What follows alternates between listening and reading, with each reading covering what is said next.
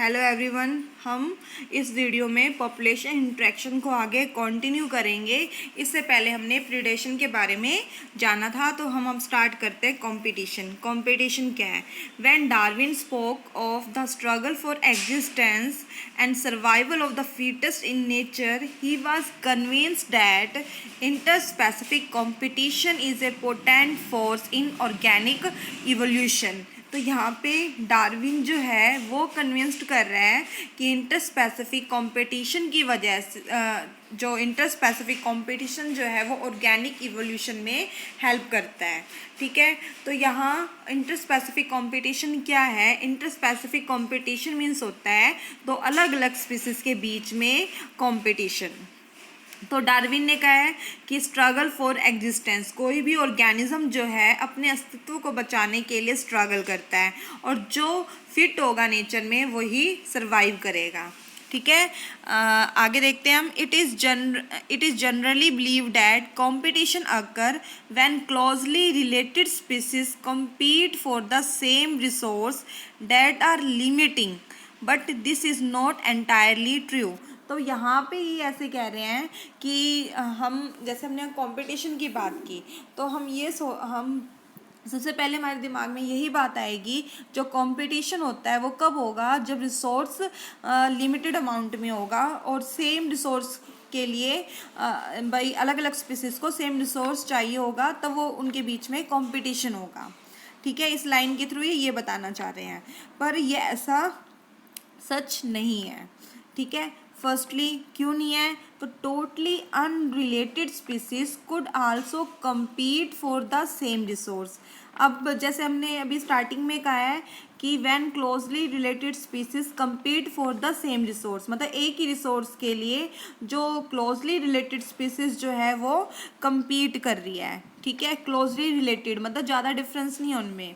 ठीक है, तो यहाँ पे उन्होंने यही बताया है कि totally unrelated species could also compete for the same resources. अब इसके थ्रू ये बता रहे हैं कि जो अनरिलेटेड स्पीसीज जो है वो भी सेम रिसोर्स के बीच में compete करती है। ठीक है, अगर दो अलग अलग स्पीसीज को एक ही रिसोर्स चाहिए तब भी कंपटीशन होगा। ठीक है, तो ये फर्स्ट लाइन जो है वो उसको रिजेक्ट कर रही है हमारी इस लाइन को कि क्लोजली रिलेटेड स्पीसीज के बीच में ही कंपटीशन होता है। आई होप आप समझ गए होंगे। अब एग्जाम्पल के थ्रू समझा रहे हैं। इन सम शैलो साउथ अमेरिकन लेक्स, ठीक है, इन्होंने एक एग्जाम्पल लिया अमेरिकन लेक्स का।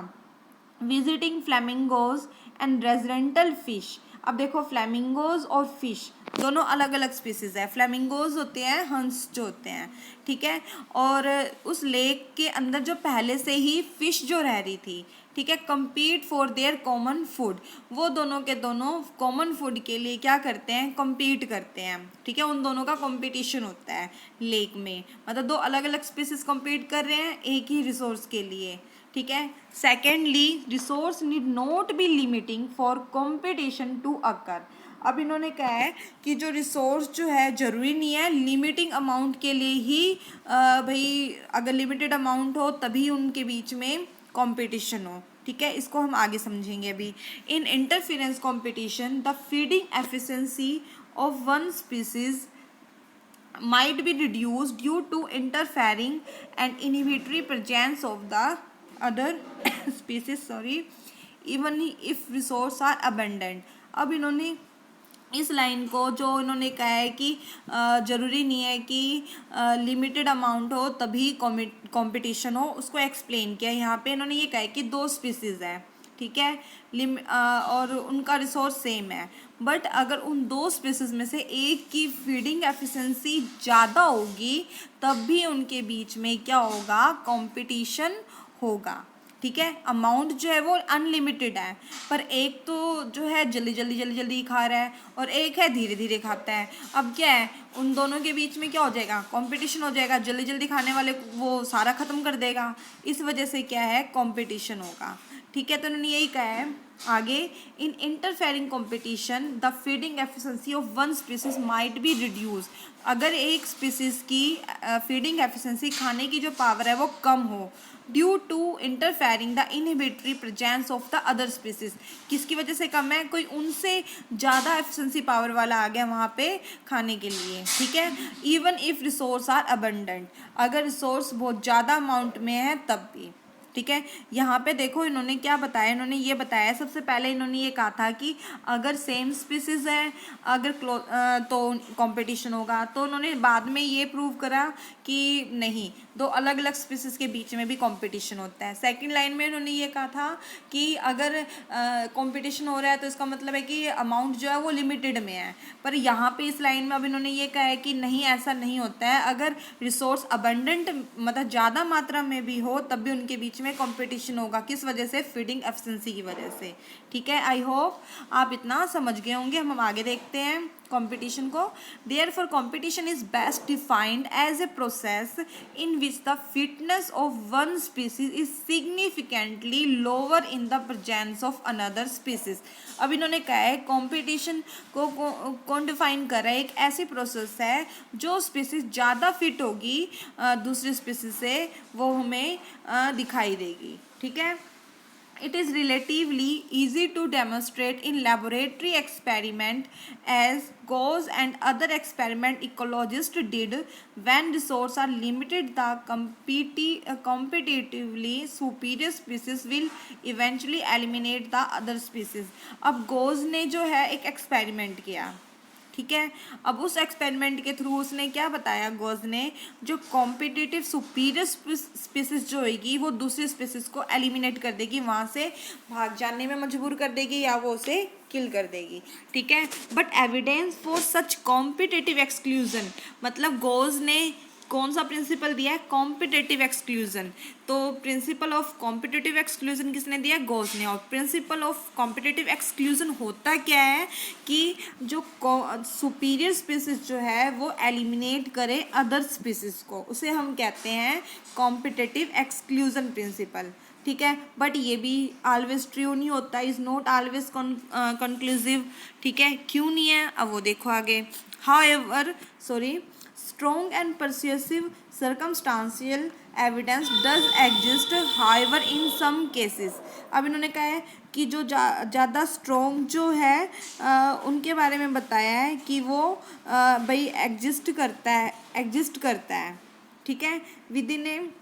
अब एक एग्जाम्पल के थ्रू बता रहे हैं। The Abingdon tortoise in Galapagos island become extinct within a decade after goats were introduced on island, ठीक है। अब इन्होंने ये कहा है कि एक टोर्टाइज है ग्लैपोस आइलैंड में, वो एक्सटिंक्ट हो जाता है बिल्कुल ही। क्यों हो जाता है? क्योंकि वहाँ पर कुछ समय के बाद वहाँ पे गोट आ जाती हैं, ठीक है।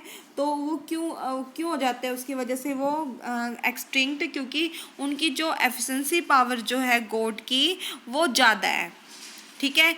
इस वजह से तो क्या है वो भाई एक जो है वो एक्सक्लूज हो जाएगा, ठीक है। अब हम दूसरा देखते हैं। Another evidence for the occurrence of competition in nature comes from what is called competitive release।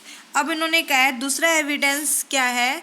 जो कंपटीशन जो हो रहा है, अगर जो एक स्पीसीज चली जाती है वहाँ से तो वो क्या होगी? कॉम्पिटिटिव रिलीज होगी, ठीक है। A species whose distribution is restricted to a small geographical area because of the presence of a competitive superior species is found to expand its distribution range dramatically when the competitive species is experimentally removed। अब इन्होंने कहा है कि एक species है, ठीक है, अगर उसका डिस्ट्रीब्यूशन एरिया जो है वो रेस्ट्रिक्ट कर दे, ठीक है, मतलब वो वहीं पे रहेगी, कहीं और नहीं जाएगी, ठीक है, बिकॉज ऑफ प्रेजेंस ऑफ क्यों? कॉम्पिटिटिव सुपीरियर स्पीसीज की वजह से, ठीक है।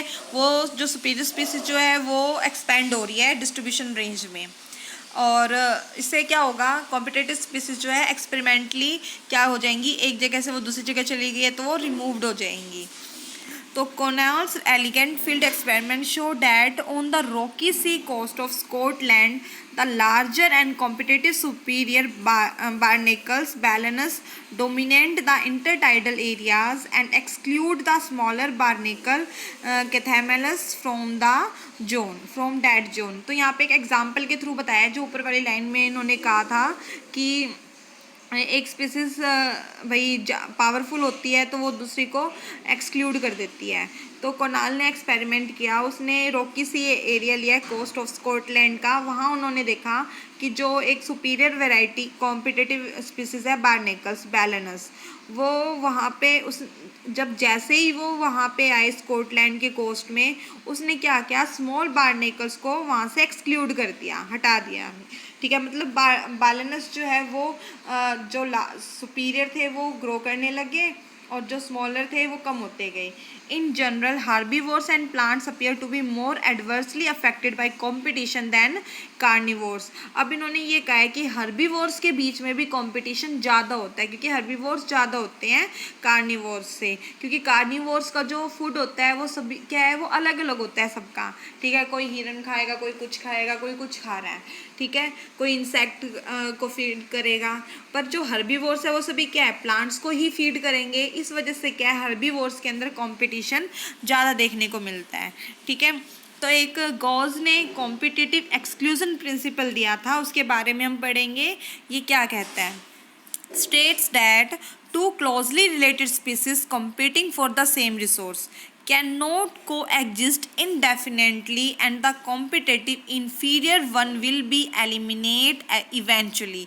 क्या कह रहा है गोज कि दो जो क्लोजली रिलेटेड स्पीसीज जो है वो सेम रिसोर्स के लिए कॉम्पीट करेगा। ठीक है, कभी भी वो जो सेम रिसोर्स के लिए एग्जिस्ट कर भाई कॉम्पीट कर रहा है वो को एग्जिस्ट नहीं करेंगे, दोनों इकट्ठे नहीं रहेंगे।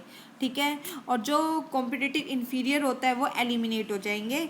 ठीक है, वहाँ से चले जाएंगे। अब दूसरे ने क्या कहा कि ये हमेशा सच नहीं होता है, this may be true if resource are limiting. तो उन्होंने कहा है कि बट नॉट अदरवाइज, मतलब दो स्पीसीज जो को एग्जिस्ट नहीं कर पा रही है और एक को एलिमिनेट कर रही है, वो कब होगा, जब रिसोर्स लिमिटिंग अमाउंट में हो और मतलब लिमिटिंग अमाउंट में हो, नहीं तो ऐसा नहीं होगा। ठीक है, बाद में दूसरे साइंटिस्ट ने क्या कहा, more recent studies do not support such gross generalisation about competition. इसको उन्होंने सपोर्ट नहीं किया।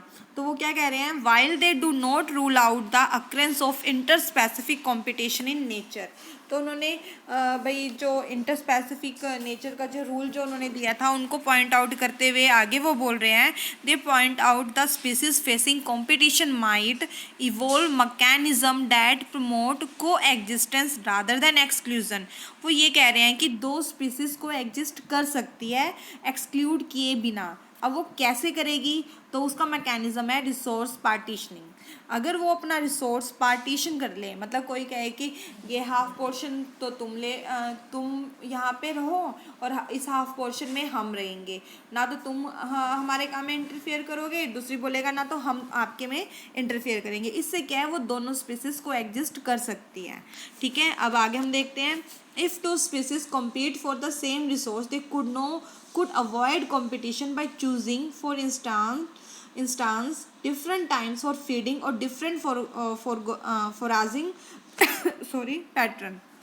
दो स्पीसीज जो है वो जो सेम रिसोर्स के लिए कॉम्पीट कर रहे हैं वो कंपटीशन को अवॉइड कर सकते हैं। कैसे, अपनी फीडिंग टाइम को अलग अलग करके। जैसे कोई कहेगी तुम रात को खा लेना, हम दिन में खा लेंगे, मतलब तुम रात को शिकार करना, हम दिन में करेंगे। तो क्या हो गया, उन दोनों के बीच में कंपटीशन नहीं होगा।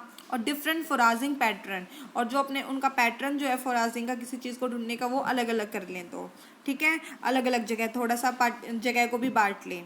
तो MacArthur show that 5 closely related species of warblers. तो इस बार इसको प्रूव किसने किया, मैक ऑर्थर ने। देखिए ये जो साइंटिस्ट आ रहे हैं, जो प्रिंसिपल्स आ रहे हैं, उनको बहुत ध्यान से सुनिए क्योंकि इनमें से काफ़ी MCQs बनते हैं। ठीक है, तो MacArthur show that 5 closely related species of warblers. तो मैक ऑर्थर ने वार्बलर्स जो ये चिड़िया वगैरह जो होती है उनको लिया है। ठीक ठीक है, छोटी चिड़ियों को बोलते हैं। उनकी स्पीसीज क्लोजली रिलेटेड स्पीसीज को ले रहे हैं, living on the same tree, वो एक ही ट्री पे रहते हैं। Were able to avoid competition, उन्होंने कॉम्पिटिशन को अवॉइड किया, वो को एग्जिस्ट कर रही है। कैसे? Due to behaviour differences in their foraging activity, उन्होंने अपनी एक्टिविटी को अपने बिहेवियर के अंदर चेंजेस ला के को एग्जिस्ट मतलब लेके आए, जिसकी वजह से वो को एग्जिस्ट कर पाई है। ठीक है, तो जो अभी हमने किया था उनको कुछ एग्जाम्पल के थ्रू हम देखेंगे। अब जैसे यहाँ ओशन, जो स्कॉटलैंड वाला अभी हमने किया था बारनेकल्स का, तो देखो यहाँ पे क्या हो रहा है, यहाँ पे ये जो लार्ज भाई बारनेकल्स है वो कहाँ है, बाहर साइड वाले एरिया में है। ठीक है, और फिर बाद में देखो बहुत सारे हैं ये स्मॉल वाले जो है जो वहाँ पे नेटिव थे, कैथेमेलस वाला बारनेकल्स जो स्मॉल बारनेकल्स थे। ठीक है, फिर जैसे ही लार्ज बारनेकल्स आए तो वो स्मॉल वाले क्या हो रहे हैं, यहाँ पे देखो बहुत कम दिखाई दे रहे हैं। ठीक है, वो कम हो गए, तो ये दिखाया है इन्होंने। और फिर उसके बाद ये जो फिगर है ये बारनेकल्स का है। फिर जो भी हमें रिसोर्सेज पार्टीशनिंग किया था, तो जैसे ये क्या कहते हैं, जो हमने वो मैकऑर्थर ने वार्बलर्स का एग्जांपल लिया था। देखो यहाँ पे पहले येलो कलर की बहुत सारी चिड़िया दिखाई दे रही है, फिर ये रेड कलर की आ गई, तो येलो कलर वाले बहुत कम हो गए। ठीक है, फिर उन्होंने क्या किया, उन्होंने भाई डिसाइड किया कि हम पार्टीशन कर लेते हैं। ठीक है, रिसोर्स पार्टीशन। अब जैसे अलग अलग टाइप की जो वार्बल्स थी वो अलग अलग जगह रह रही है, कोई पिक पर रह रही है, कोई मिड में रह रही है रीजन, कोई नीचे की साइड रह रही है, तो उन्होंने अपना रिसोर्स पार्टीशन कर लिया, जिसकी वजह से क्या सभी की सभी को एग्जिस्ट कर पाई। ठीक है, तो ये था हमारा कंपटीशन। आई होप आप इतना समझ गए होंगे। नेक्स्ट वीडियो में हम पैरासाइटिज्म करेंगे। Thank you.